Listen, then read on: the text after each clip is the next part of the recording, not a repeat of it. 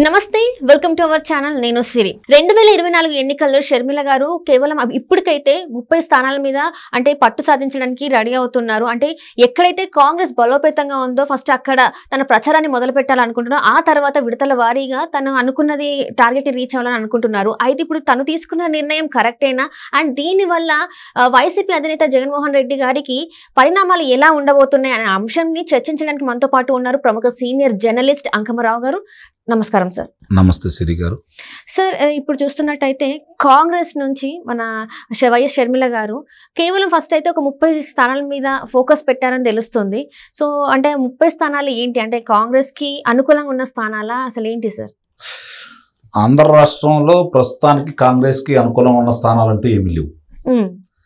ఇప్పుడు జరుగుతున్న పరిణామాల్లో రెండు విషయాలు కనుక మనం దృష్టిలో పెట్టుకుంటా ఉంటే 2014 కావచ్చు 2019 కావచ్చు కాంగ్రెస్ పార్టీని ఆదరించలేదు. ఆగ్రహంతో ఉన్నారు జనం.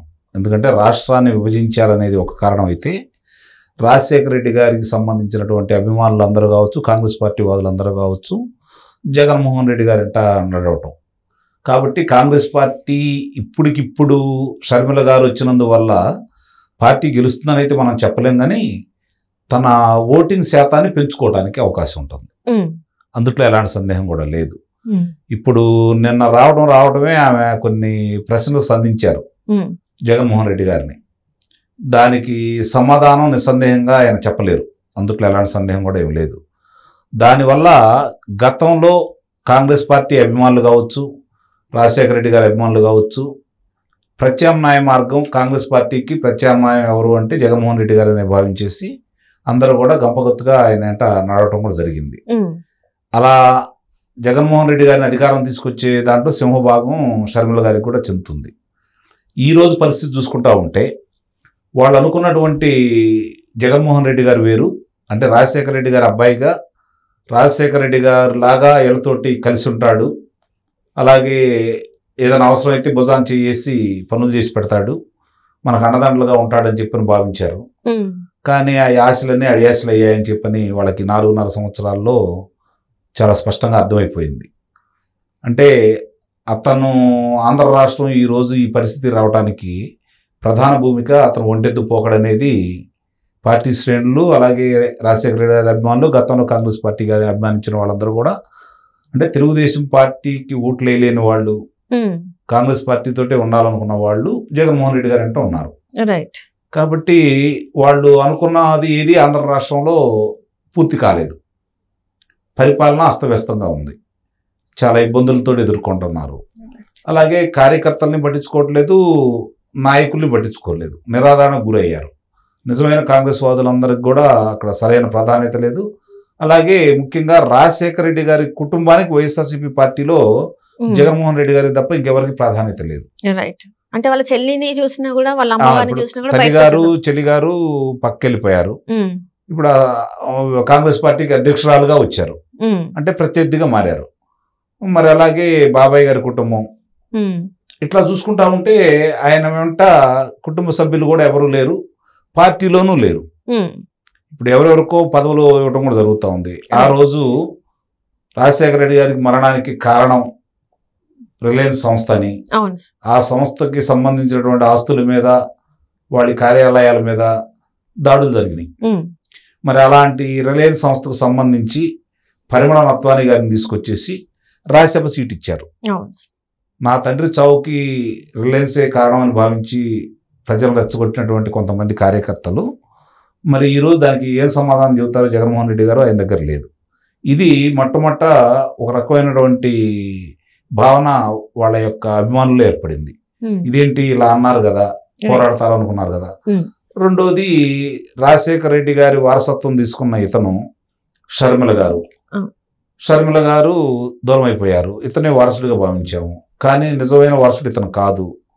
కాబట్టి షర్మిల గారు వచ్చారు. కాబట్టి తెలుగుదేశం పార్టీలోకి వెళ్ళటానికి ఇష్టం లేని వాళ్ళు, తెలుగుదేశం పార్టీకి ఓటేయటానికి ఇష్టం లేని వాళ్ళు కూడా ఈరోజు షర్మిల గారు వెంట నడుస్తారు.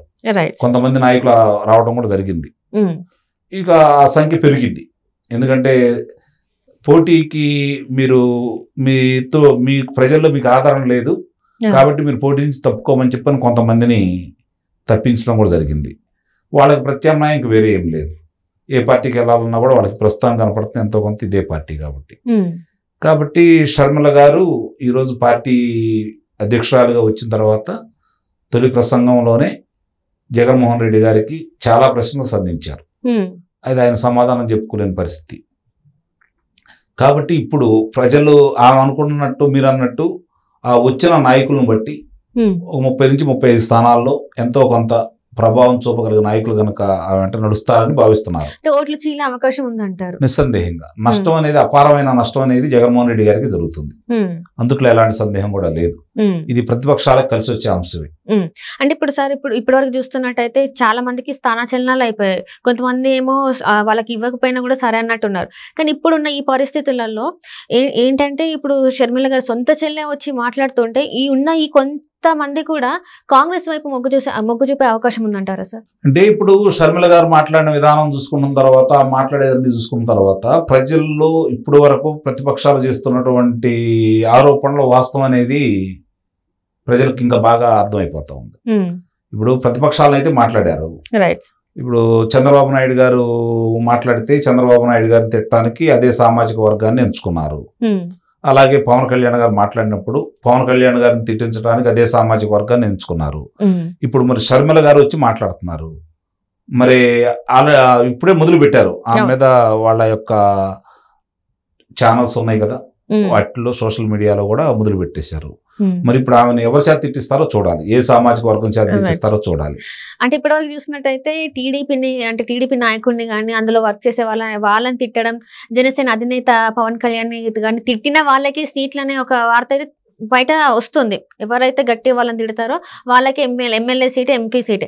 ఇప్పుడు చెల్లెల్ని గట్టిగా తిట్టిన వాళ్ళకి ఏ సీట్ ఇస్తారని అని ప్రచారం జరుగుతుంది. చంద్రబాబు నాయుడు గారిని, లోకేష్ బాబుని, పవన్ కళ్యాణ్ గారిని మీరు తిట్టండి అని చెప్పని లోక్సభ సభ్యులకు, కొంతమంది శాసనసభ్యులకు కూడా ఇవ్వడం కూడా జరిగింది కదా.